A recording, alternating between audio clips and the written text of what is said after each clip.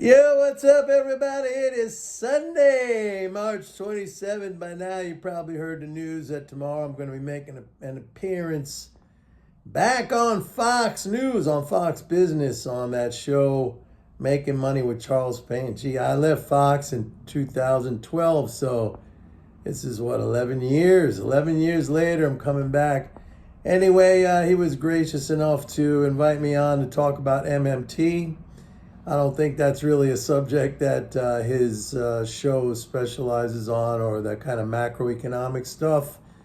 It's going to happen between 2 p.m. to 3 p.m. Eastern time. I don't have the exact hit time for my appearance, but I'll tweet it out there. If you don't follow me on Twitter, it's very easy. It's just at Mike Norman. So follow me on Twitter.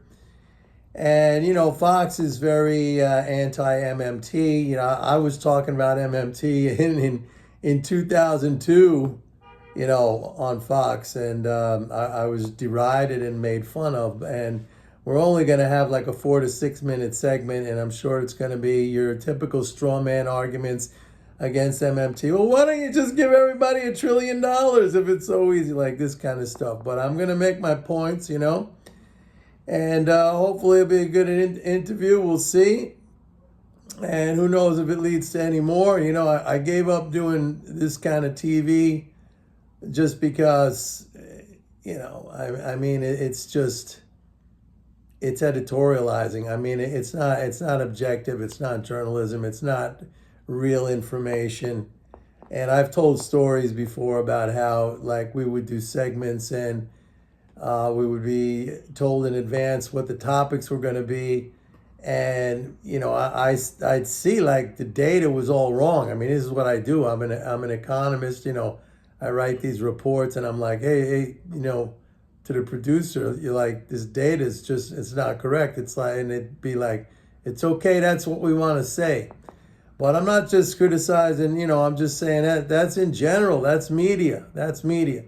The other thing I want to talk about is I just finished up the new issue of MMT Trader, which will be going out early tomorrow morning.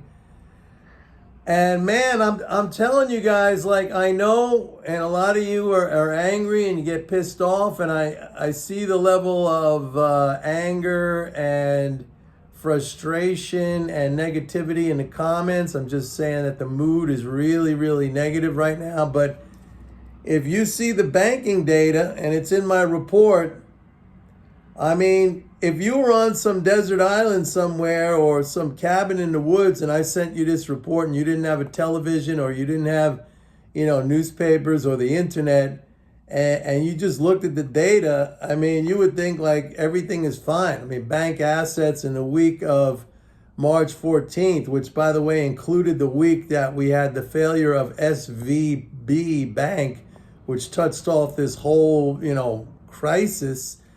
Bank assets were up $430 billion in 1 week. That was a record. Now, that came from a lot of cash infusion from the Fed, but we also had $63.5 billion of new loans. Like, that was the biggest increase. I think that was the biggest increase in 8 months or something like that. And it was loans across the board. We had banks buying securities for the first time in weeks. They were buying treasuries. They were buying agencies. They were buying MBS.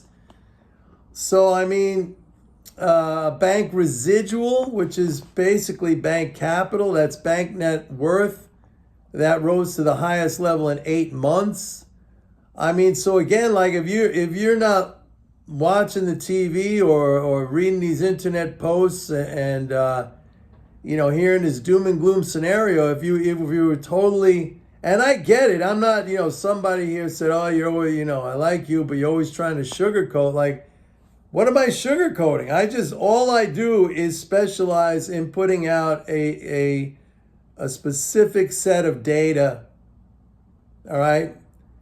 I don't editorialize. I put out the data. It is what it is. I tell you every quarter, when they're going to be tax drains. I tell you what the fiscal flow trends are and how that's going to lift up. That's the swimming pool analogy. And I have been telling you that the only thing that I've been worried about recently is the debt ceiling, which we're going to have to resolve that one way or another in June.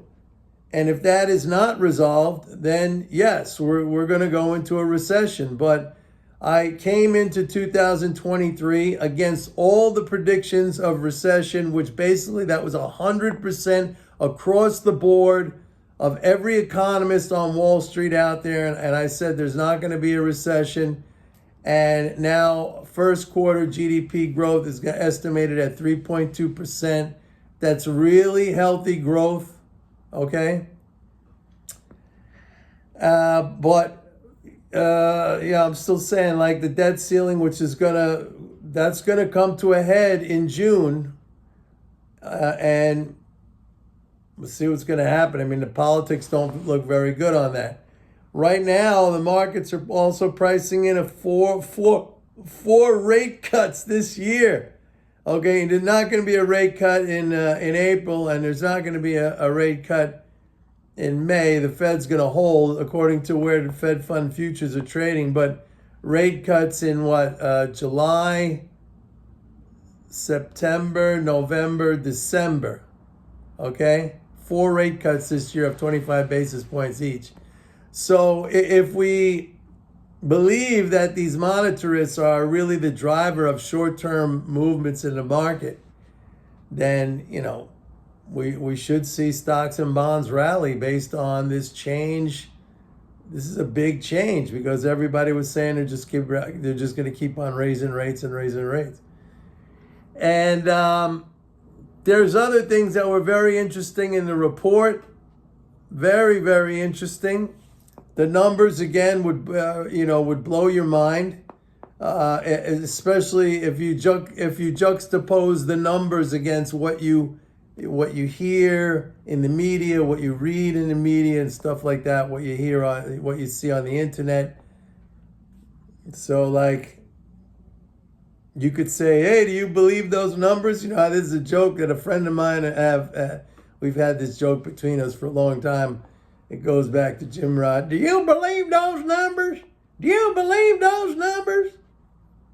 What am I supposed to believe? I mean, like, I see people working. I see people traveling. I see, it's not like I'm locked in some cell somewhere. I'm out there. I'm doing things. I'm moving around. I travel too. I see the airports. I see airplanes. I see people driving. I see people going to restaurants. I see so I don't know. I don't know what to tell you. I think a lot of people are naturally just negatively disposed. That tends to be like human nature. I mean, as human beings, our lives are full of suffering. Suffering comes from things that we don't get that we want. Maybe things that we don't get that we want and we don't get them right away, and that causes suffering. Maybe it's things that we don't get and we want and we never get them, and that causes sufferings. Maybe it's things that we had and then we lost, and that causes suffering. I mean, the whole human condition is filled with suffering. So I understand it. You might say, well, the people at the top, they're definitely not suffering. But you know what? At the end, we're all dead. You can't take it with you. So yeah, they got it. They got billions, whatever. They got the freedom of that money. But in the end, that goes away too, man. So you could paint it as like a miserable existence. And don't think that that I cruise along with some kind of Pollyannish attitude about everything, that everything's so wonderful and rainbows and butterflies. I'm like the last person like that. I could tell you a personal story, but it's not for now. But I've been through a lot of suffering too. And I don't know, I'll just mention one thing, or I'll restate one thing. I don't know if I said it before, but a lot of you like my interview with Louis Borsellino, who was this great trader, S&P trader, who I knew when I was down on the Merc in Chicago. And if you go back and if you listen to that interview, or maybe you remember when I asked him, I said, Lewis, I remember coming up as a trader. I was a member of 4 different exchanges, okay? I was a floor trader on 4 different exchanges, and all we wanted to do was sell all the time. If you watch that video, when I'm saying that to him, he's kind of smirking. He's smirking a little bit because I said, you were the only one in the pit who was standing there as a buyer. And then he said, it's a 150-year bull market. What do you want me to do? That's a smart dude. That's a smart dude. So like, my negativity was reflected in the way I acted in the pits. Not anymore. But so was everybody else's. Like everybody that I knew who was an individual trader in the pits, like we always wanted it to go down, because like Lewis said in that interview, like people think it goes down faster than it goes up. And so they want it to go down. But like, he made all the money. He made all the money. So anyway, that's it. Remember, I'm going to be on Fox Business tomorrow, and hopefully we get a good little interview. I don't know if I could maybe try to somehow put a clip of that up on my channel, but if you could try to tune in and follow me on Twitter at Mike Norman. Bye.